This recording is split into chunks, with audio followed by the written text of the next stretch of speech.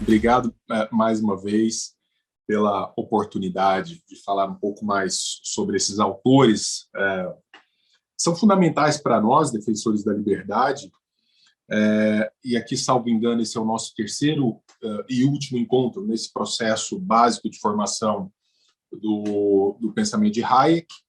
E na verdade, eu queria só fazer um remate mais, talvez, lúdico da sua filosofia, da sua doutrina, do seu pensamento, para que a gente possa avançar de maneira mais confortável na defesa das nossas posições, especialmente enquanto eu falo para vocês, enquanto nós gravamos esse encontro aqui, corre no Brasil um debate muito interessante que envolveu diretamente os liberais sobre absorvente pago com dinheiro público, e nós vimos muitos, assim, auto-intitulados liberais defendendo isso na forma de lei, e eu fui procurado por muita gente, Denis, isso é certo, isso não é certo. Então, é interessante como que nós precisamos cada vez mais nos aprofundarmos nas leituras, numa compreensão mais segura daquilo que nós defendemos.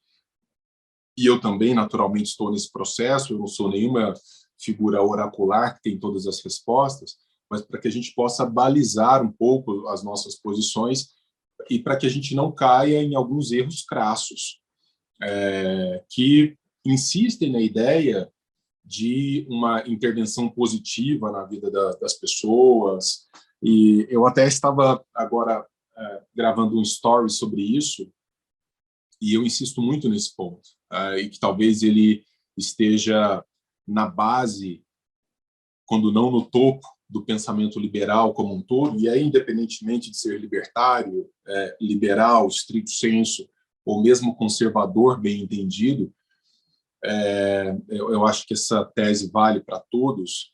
Quando você tem uma visão de mundo, quando você tem um projeto, quando você tem uma ideia para fazer o bem para as pessoas, porque, entendam, nenhum projeto totalitário, nenhum projeto genocida, nenhum projeto de controle do outro surge de uma visão egoísta. Surge sempre de uma visão altruísta. Hitler não estava querendo o mal para as pessoas que ele considerava importantes. A mesma coisa você pode dizer de Mussolini. A mesma coisa você pode dizer de qualquer ditador. Os caras não querem o mal dos seus. Eles querem propagar e defender aquilo que consideram ser um ato de bondade.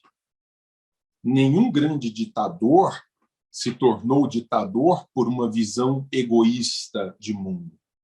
É sempre a partir de uma visão de, não, me dá aqui o poder para que eu possa fazer o bem para os outros. Né? E essa visão de que eu vou fazer o bem, eu vou realizar, eu vou construir, a partir da coação, a partir da violência cometida a terceiros, ela nunca se justifica. Então, eu costumo dizer, e eu insisto muito nesse ponto, que se você tem uma ideia, você tem um projeto, você tem uma visão de mundo que, para se realizar, depende de violentar direitos de terceiros, seja legitimando isso por força de lei, seja não legitimando isso por força de lei, mas estabelecendo isso por força de costume, isso para não dizer por força das armas, abandone o seu projeto, abandone a sua ideia, abandone a sua visão de mundo.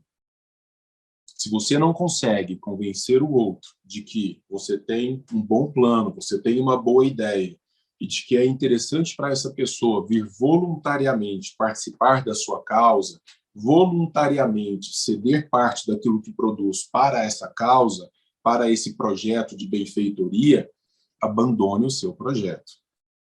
Caso contrário, você não é diferente em termos principiológicos de nenhum ditador totalitário da história. De nenhum.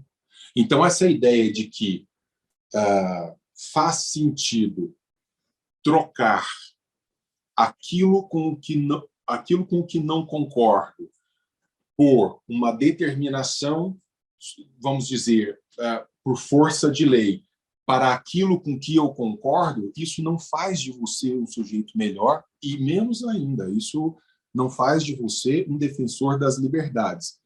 Faz de você um defensor de conveniências, faz de você um sujeito que entende que essa mesma máquina que você critica, quando está à sua disposição, quando está à disposição para você realizar a sua visão de mundo, ela serve.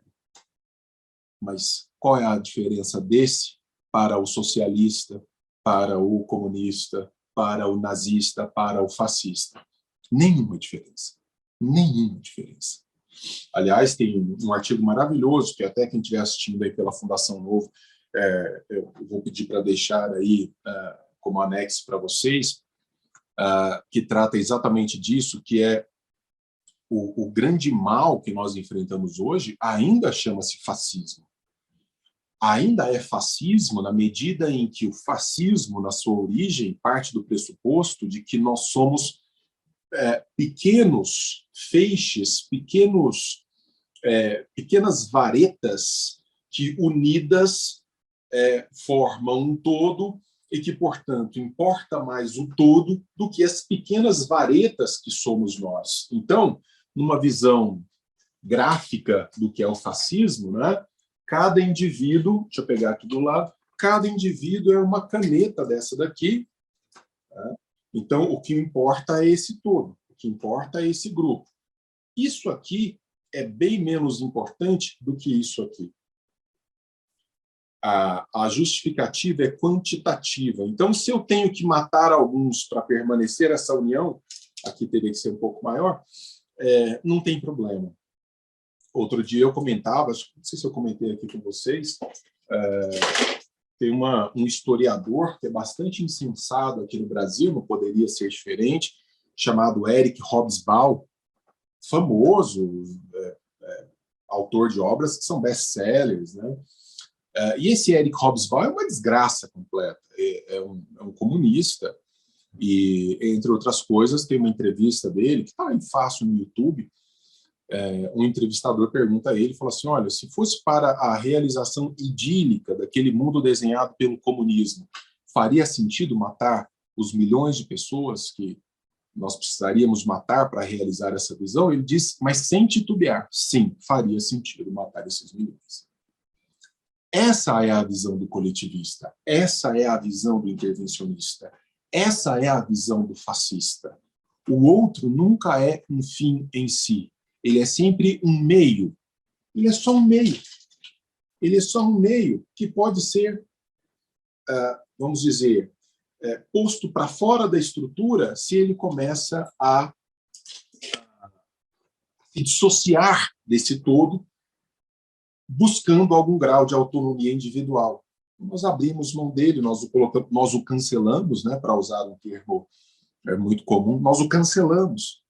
Simplesmente colocamos de lado, nós o consideramos uma anomalia no sistema, uma anomalia na matrix, uma anomalia na estrutura geral, e daí nós vamos mandar os antivírus contra esse sujeito. Então a gente cancela ele na internet, a gente diz que o que ele faz não é ciência, a gente diz que ele não se preocupa com as pessoas, a gente sempre diz...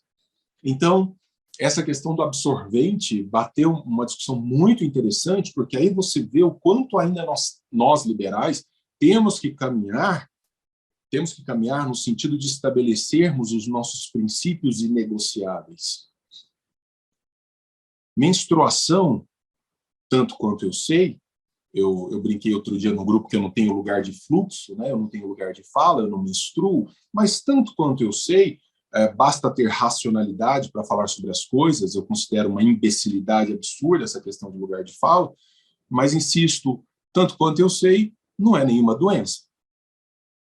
Tanto quanto eu sei, no alto da minha ignorância, as mulheres sempre menstruaram. E o absorvente é uma conquista bastante recente da ciência, da tecnologia, da inovação. E tanto quanto eu sei, na medida em que menstruar não é doença, e se isso causa algum incômodo em algumas meninas, você pode perfeitamente propiciar ações voluntárias, alimentar ações voluntárias, buscar que seja redução de impostos, mas especialmente negociar direto com as empresas, e já estão fazendo isso.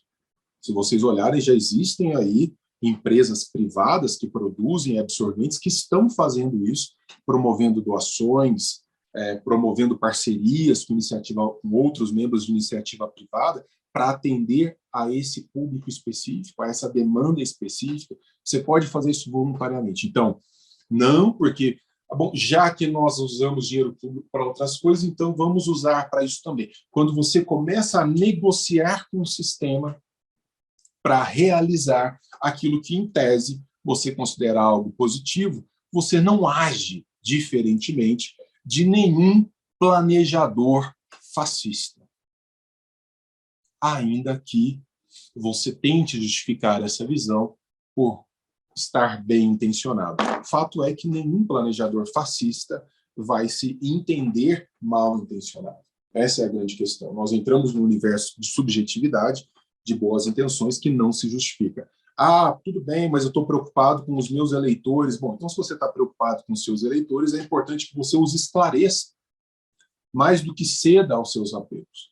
Só por meio de um esclarecimento crítico de que nós não podemos negociar com o veneno na busca pelo remédio, quer dizer, não é negociando com o veneno que nós vamos conseguir a cura, nós só vamos conseguir piorar uma situação que já não é boa.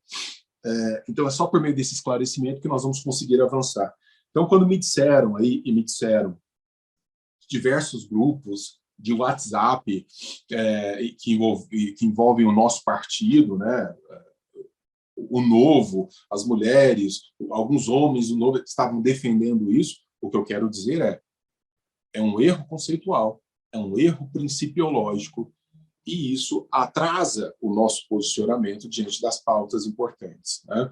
Felizmente, nós já temos hoje no Brasil um grupo bastante consolidado de liberais, inclusive muitas das postagens que foram feitas pró essa iniciativa por supostos liberais tiveram que ser apagadas, hein? Os caras se sentiram pressionados. Eu vi aí, inclusive, candidatos aí às próximas eleições, não, querendo fazer bonito com o eleitor, porque sim, tem que fazer isso mesmo. Os liberais foram lá comentar, desmontam todo o argumento, a pessoa se sente constrangida e se sentiu pressionada a ponto de apagar. Isso aconteceu com 2 ou 3 pessoas. Ou seja, isso é interessante. Isso é interessante. Espero que a gente avance a um ponto de que a gente não chegue a postar essas coisas, porque realmente é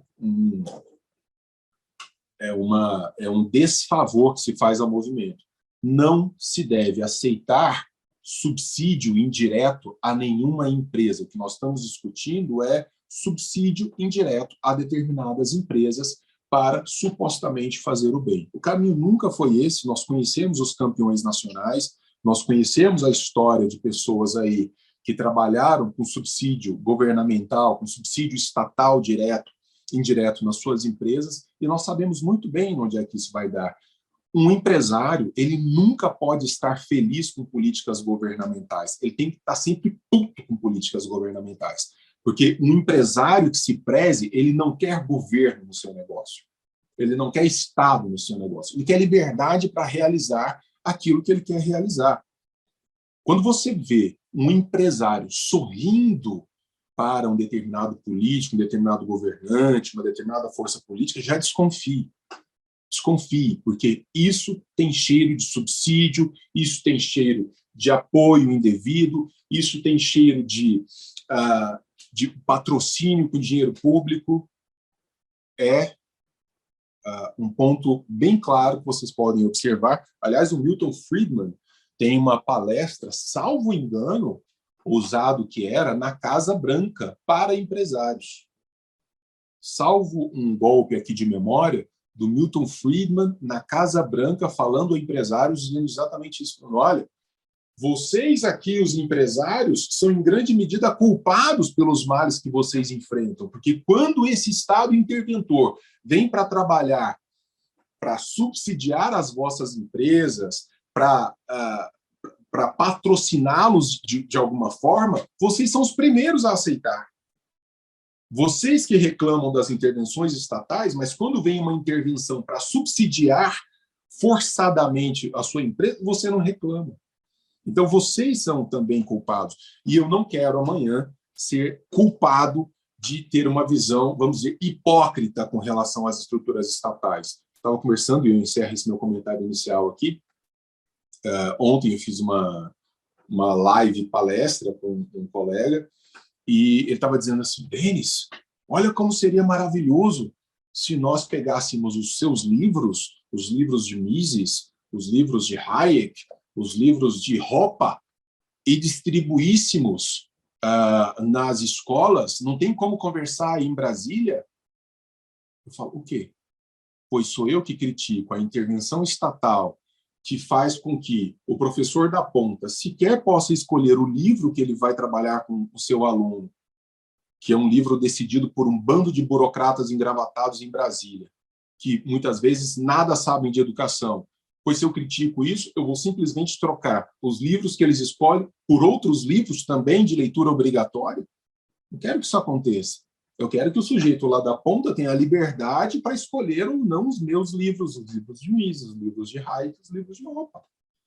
Tão simples quanto isso.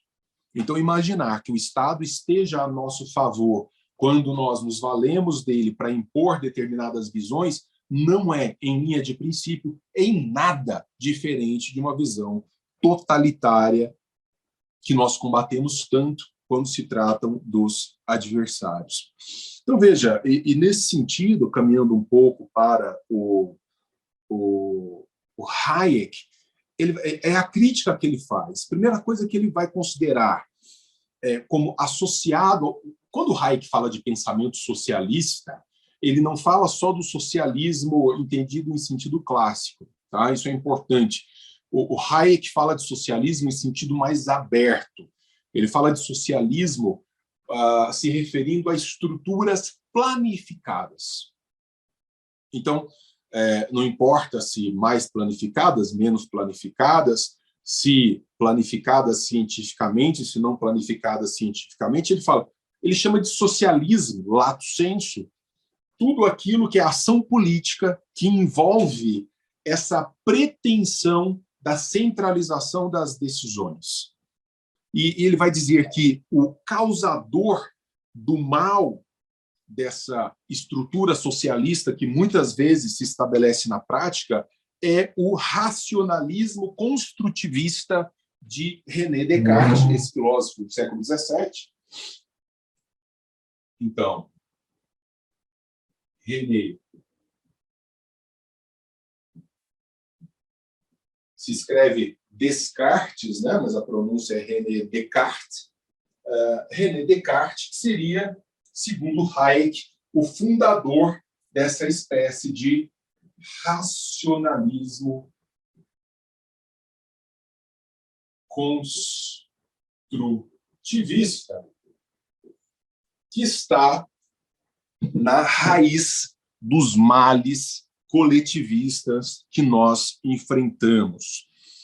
Por que é um grande problema? Porque essa ideia do racionalismo construtivista parte do pressuposto de um protagonismo exacerbado da razão. Da razão não enquanto ferramenta de compreensão da natureza, de compreensão das dinâmicas, mas da racionalidade que controla as realizações humanas. Ou seja, da racionalidade que constrói instituições sociais segundo um plano deliberado. Segundo um plano deliberado. E aí está o grande problema. Que toda vez que você estabelece um plano deliberado a respeito daquilo que deveria correr segundo uma organização ampliada da sociedade, uma organização espontânea da sociedade, você trava o sistema, você cria ficções dentro do sistema, você cria desequilíbrios dentro do sistema que vão bater, por exemplo, no sistema de preços. O que é o preço de uma coisa? O preço de uma coisa é o métron, é a medida da importância que aquilo tem num universo de escassez que é próprio da economia. Portanto, deixar flutuar preços sem intervenção estatal é sinal não de uma racionalidade que intervém, antes pelo contrário, é de uma racionalidade que entende, que percebe, não intervém e se coloca de maneira positiva nesse processo, que simplesmente compreende. É pior controlar os preços. Porque quando eu controlo o preço, é como se eu tivesse um termômetro que mede a febre e o forçasse a ficar numa certa temperatura. Não, eu preciso que esse termômetro oscile para que ele me mostre o quão saudável ou menos saudável está o sistema em função dessa oscilação. Preço é termômetro. E todo o resto, funcionando livremente, é termômetro. Então, não está relacionado, e aí Marx errou enormemente, não está relacionado àquela teoria chamada de valor-trabalho. Então, vamos lá. Eu escrevo um livro e digo assim, eu gastei nesse livro 6 meses de trabalho. Todos os dias eu trabalhei nele pelo menos 4 horas, durante 6 meses. Então, eu vou fazer as contas aqui, 4 horas durante 6 meses, e aí você tem todo o material, você tem a gráfica, não sei o quê. Esse livro ele vai custar aproximadamente R$ 15.000 na livraria. Não posso aceitar menos que isso. Quem vai dar R$ 15.000 no meu livro? Ninguém. Ninguém vai dar R$ 15.000 no meu livro. Não, mas você não está considerando todo o trabalho que eu coloquei. Cara, eu não estou interessado em quanto trabalho você colocou. Eu estou interessado no valor que ele tem para mim. Qual é o valor que ele tem para mim? Olha, eu dou 30, 40 nesse livro aí, se quiser. Eu estou interessado até em outros, mas se quiser, 30, 40. Tá, beleza, eu aceito. Então, é a teoria do valor marginal, a teoria do valor subjetivo. Os valores são subjetivos. Os valores, os preços são subjetivos, porque os preços determinam valores. Outro dia, deixa eu ver se está aqui na minha frente, está aqui do meu lado. Não sei se eu comentei com vocês. Essa aqui é a Playboy original, que tem a entrevista da Ayn Rand, da década de 60. Eu achei isso aqui no eBay e, assim, alguém brincou comigo e falou assim, comprou a Playboy por causa da entrevista. Pior que por causa da entrevista, porque uma Playboy americana, puritana, dos anos 60, para você encontrar um mamilo aqui, você tem que ficar 5 horas folheando a revista e não encontra. Então, é uma revista mais sofisticada dos anos 60, e tinha essa entrevista, que é icônica da Ayn Rand. Eu entrei no eBay, fazendo a conversão para o dólar à época, que era um dólar ainda mais em conta, eu gastei R$ 500 nessa revista. Alguém falou assim, cara, como é que você tem coragem de dar R$ 500 nessa revista? Olha, eu tenho coragem porque, para mim, esse é o valor que ela tem. Eu não daria R$ 2 numa Playboy dos anos 60. Essa é a beleza do livre mercado. Essa é a beleza do livre mercado. O preço está associado a uma noção de valor, que é livremente estabelecido. Alguns oferecem, outros não oferecem. Eu coloco os meus livros para vender, eu não obrigo ninguém a comprar os meus livros. Como querem alguns colegas liberais, aspas nos liberais, que falam assim, tinha que ser obrigado a fazer essa leitura na escola. Obrigado a fazer a leitura significa o quê? Que eu vou utilizar o dinheiro do pagador de impostos, eu vou violentar o sujeito naquilo que ele produz, naquilo que ele realiza, para financiar o meu trabalho, porque eu considero importante. Se essa pessoa é incapaz de avaliar por si própria como um elemento de importância para a sua formação, acabou. Nós não temos que forçar nada sobre ninguém. Temos que forçar nada sobre ninguém, ainda que de maneira bem intencionada. Então, a própria estrutura de preços flexível, né, jogando com essa oscilação, indica o que importa mais, o que importa menos no seio de uma sociedade. O Sol, eu acho que é o próximo módulo nosso aqui. Sol tem uma frase extraordinária, que é algo como A primeira lição da economia é a escassez. A primeira lição da política é esquecer a primeira lição da economia. Os políticos trabalham como se as coisas não fossem escassas, como se existisse alguma coisa gratuita, como se existisse alguma coisa paga por um dinheiro que não é resultado de trabalho de alguém. A escassez é o universo da nossa existência. As coisas têm valores, as coisas têm preços, porque elas não existem, muitas vezes, para todos, na mesma quantidade, na mesma disposição. Eu ainda quero falar para vocês um dia, se esse processo formativo continuar, eu quero trazer para vocês um cara chamado Hans Hoppe. O Hans Hoppe, na verdade, para quem se acha muito liberal aí, quando eu falar dele, você vai sair daqui achando que você é um comunista soviético. Você vai achar que você é, porque ele tem uma explicação extraordinária sobre essa ideia de escassez, que envolve, inclusive, o nosso corpo, que eu não vou antecipar aqui, mas que entra muito no que nós estamos dizendo. Essa ideia de que é preciso deixar esse fluxo da história se estabelecer, porque nós não sabemos a importância dos produtos e serviços oferecidos pelas pessoas, a importância que terão amanhã. Logo, esses valores têm que correr de maneira absolutamente livre, sem nenhum tipo de intromissão. Quando o cara chega e fala assim, eu concordo com o fato de colocar dinheiro público para comprar absorvente, o que ele está dizendo assim, eu vou financiar com dinheiro roubado, porque imposto é roubo. É a diferença entre fazer amor e estuprar, é o consentimento. A diferença entre participar de um processo que você financia e ser forçado a financiar é o consentimento. Quando não há consentimento, eu não assinei nenhum pacto social para pagar imposto, logo é roubo, ou seja, eu pego o dinheiro roubado para colocar numa iniciativa porque supostamente é boa. Se ela é boa, você não precisa roubar de ninguém para realizá-la.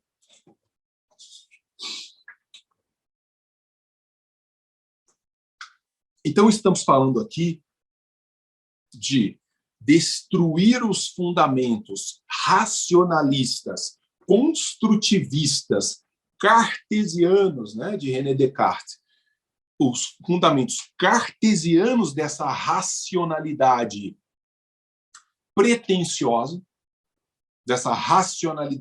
pretensiosa, porque o cara que intervém para falar assim, intervir nisso é melhor do que intervir naquilo, ele é pretensioso. Muitas vezes nós que estamos na liderança, nós que estamos nos gabinetes, nós trabalhamos no universo da pretensão, porque infelizmente, por conta do sistema, às vezes a gente é obrigado a optar entre um mal muito ruim e um mal menor. Mas isso não faz de nós seres maravilhosos e ungidos. Nós simplesmente somos seres pretensiosos que estão calculando a todo momento que talvez seja um pouquinho menos pior, aspas, menos pior, do que aquela outra coisa que algum coletivista, filho da mãe, está propondo naquele dia. Então a gente fica desarmando bombas. Mas elas vão explodir. A gente só está calculando assim, vai explodir menos aqui, vai machucar menos gente ali. Como diz o Roberto Campos, né? Muitas vezes não dá para fazer o bem, é só tentar evitar o mal. A gente faz isso constantemente. Então, nós estamos falando em destruir esses fundamentos construtivistas da razão, dessa razão planificadora, para chegarmos ao conceito de ordem ampliada que nós tanto desejamos. Ordem ampliada estabelecida segundo um jogo espontâneo, de escassez, não escassez, de preços, de valores, do que conta, do que não conta numa determinada sociedade. Atenção para uma observação aqui meio paralela. O Hayek não é um libertário. O Hayek não defende a implosão das estruturas estatais. O Hayek entende, a seu turno, que o Estado exerce uma função importante. Mas a função importante do Estado ela deve estar restrita à defesa daquilo que se consideram direitos essenciais, direitos naturais dos indivíduos, e, ao mesmo tempo, A atuação do Estado deve garantir a ordem espontânea que leva a essa estrutura, a essa ordem ampliada a que ele se refere. Então, o Estado ele deve praticar uma espécie de antidireito, ou seja, eu não me meto e não deixo ninguém se meter naquilo que a ordem espontânea se encarrega de estabelecer. Onde é que eu, Estado, me meto? Na garantia de elementos que são essenciais: a vida, a liberdade e a manutenção da propriedade dos sujeitos, dos indivíduos. Ok.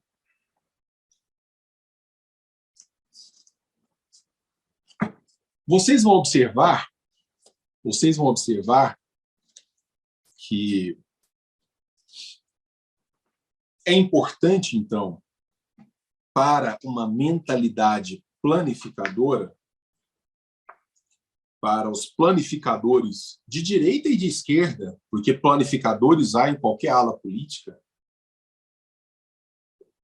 é importante fomentar um certo grau de beligerância, de um ar de agressividade, de oposição. Não existe nada melhor para os planejadores, não existe nada melhor para os socialistas, entendidos em sentido hayekiano, socialistas entendidos em sentido amplo, os planejadores, do que um clima polarizado como esse que nós estamos enfrentando.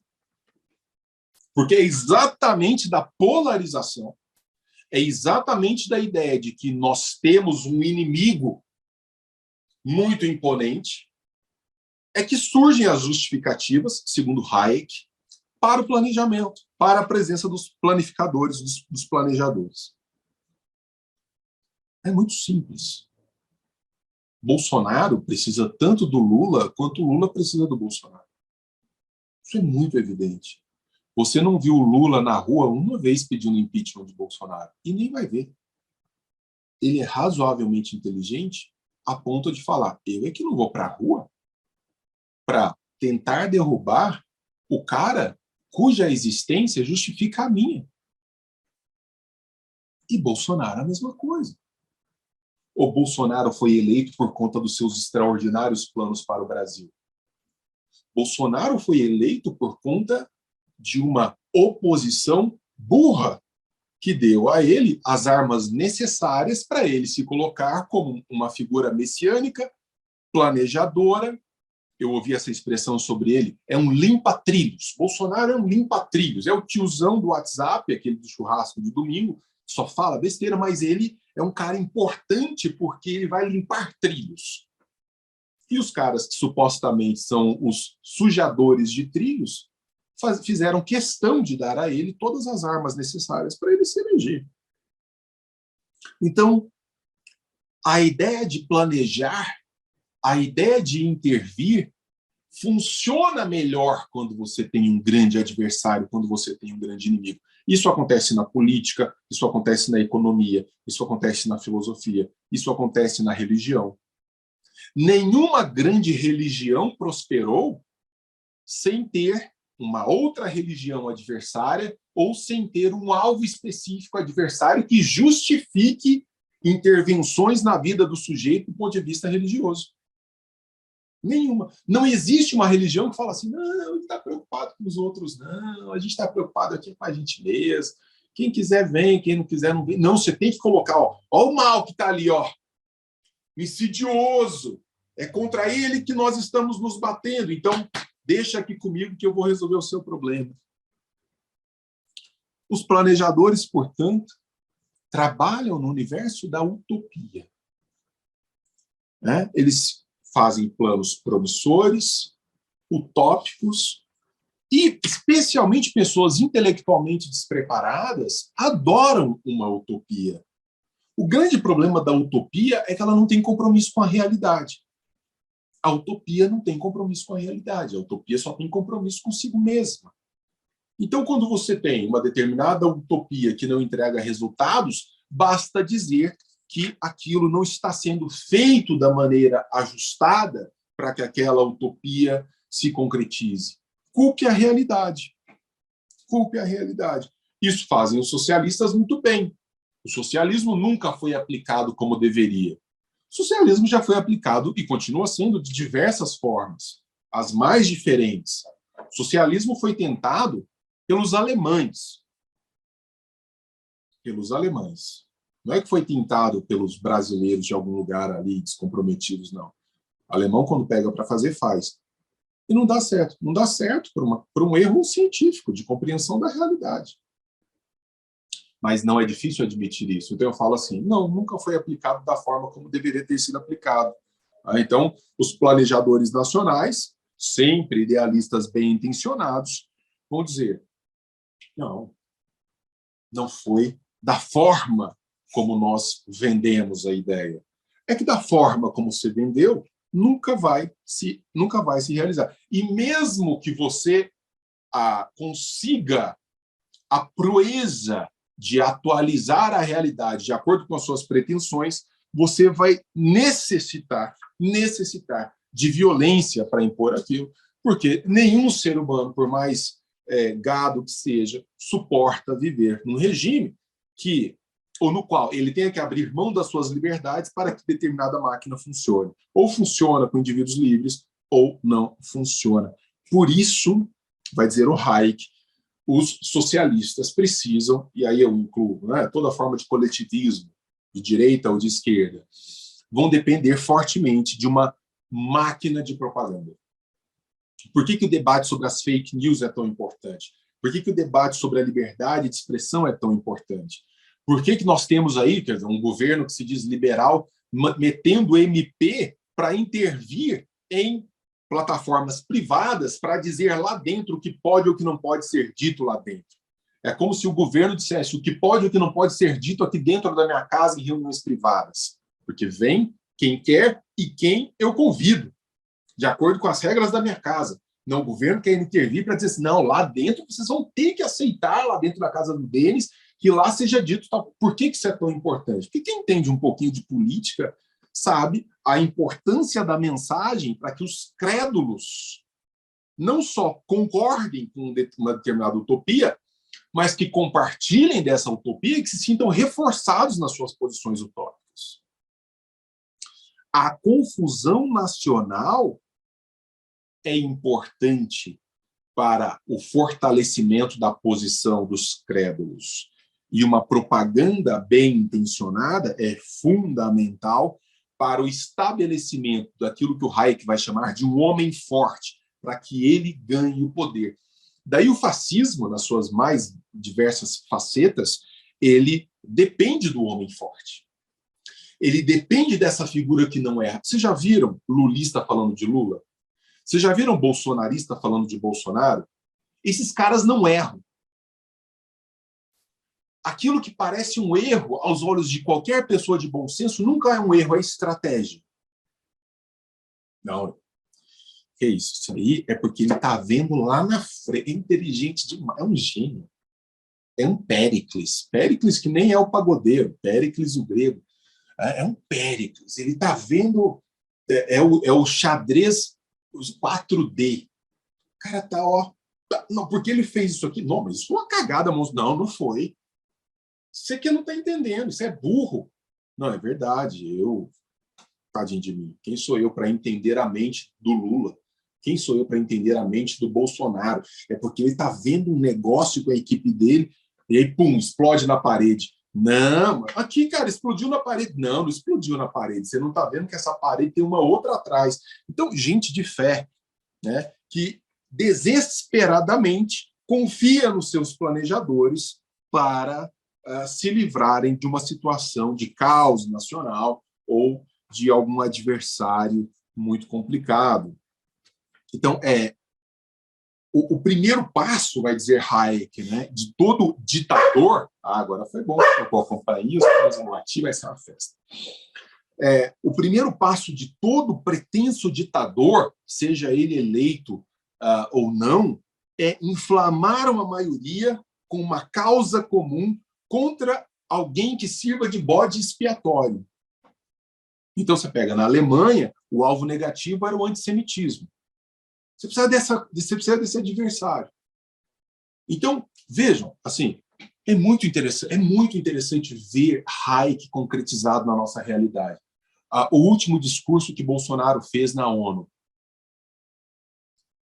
Porque no Brasil, se não fosse eu, tinha virado uma nação comunista. E não sei o que, os comunistas, os socialistas. Você vê as pessoas se entreolhando assim. O que esse cara está falando? O que esse cara está falando? Temer, comunista?